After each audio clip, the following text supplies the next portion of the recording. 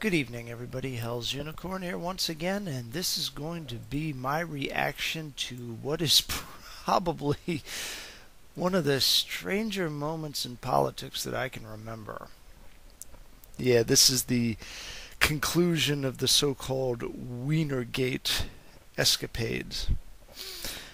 The only thing I can say about this is that God has a very unique sense of humor giving this poor guy the last name that he got, because everything that he has done lives up to the unintended meaning of that name, that last name. I mean, it's difficult to hold my composure when watching this. You know, this is just absolutely satirical. This is Jonathan Swift couldn't have written something this hilarious. The guy, just to recap what he did, the guy sends a picture of himself in his drawers with a huge bulge in what looks like boxer briefs. I admit I looked for a second, although I was only moderately impressed by the size. That'll be enough on that topic. And he sends it to a 21-year-old woman after just recently getting married.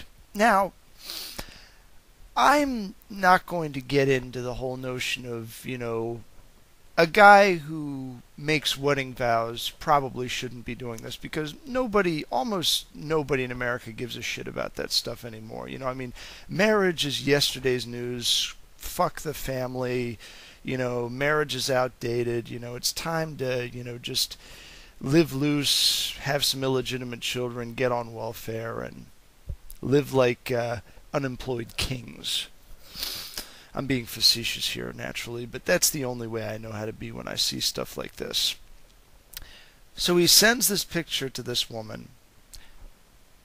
He realizes that this is public. This draws into question the guy's intelligence, you know what I mean? And he then decides to pull the image and to claim that he was hacked. Now, it's not illegal per se to lie to the media. You shouldn't do it because it's going to get you in trouble.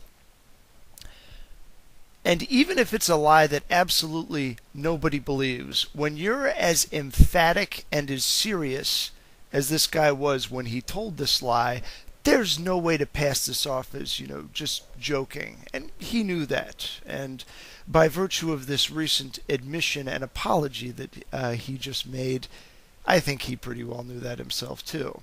He knew that he told probably the biggest lie possible, and he knew that absolutely nobody believed it, and that the media that was trying to play defense for him was pretending to believe it. And they tried to pin this all on Andrew Breitbart because he actually tried to investigate this whole thing and find out what the heck is with this hacking claim. They were trying to blame him for the hacking.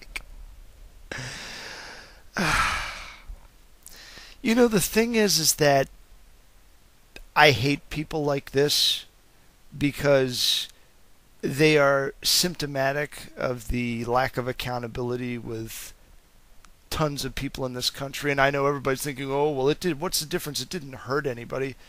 You know something?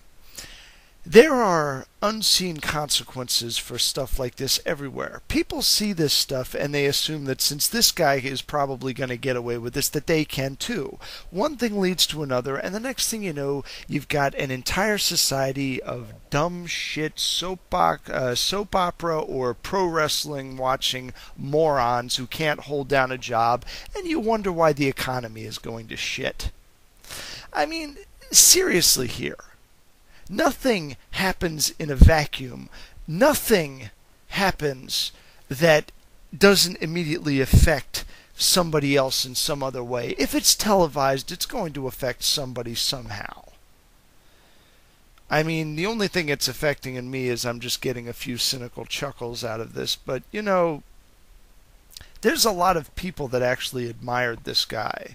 And I have to admit, the guy held some viewpoints that I had some sympathy for. He was pretty consistently anti-war and critical of Obama's continuation of the so-called Bush foreign policy, but I mean, the guy was an out-and-out statist. He never met a big government program at the expense of everybody else that he didn't immediately fall in love with and defend about as religiously as a Hasidic Jew would probably defend the Babylonian Talmud. And he's been basically reduced to a joke. That's what he is. And I'm not getting any sympathy from the so-called composure that he had when he delivered his apology. The guy intends to fully hold himself accountable for what he did. No, he doesn't. He's not going to resign from office. He might lose the next election, but that's obviously not the same thing. He might not get to be mayor of New York City, but that's not being accountable.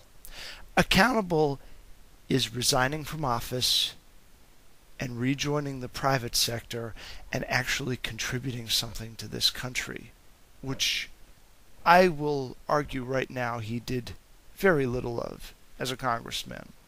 And anything that he did do for this country with regards to foreign policy was done entirely from the standpoint of a bizarre cognitive dissonance, which I have yet to figure out was so-called quasi-socialistic Democrats. You know, the state is almighty God and can take care of everybody internally, but the minute they decide to pick up a gun and go to war, all of a sudden they can be questioned.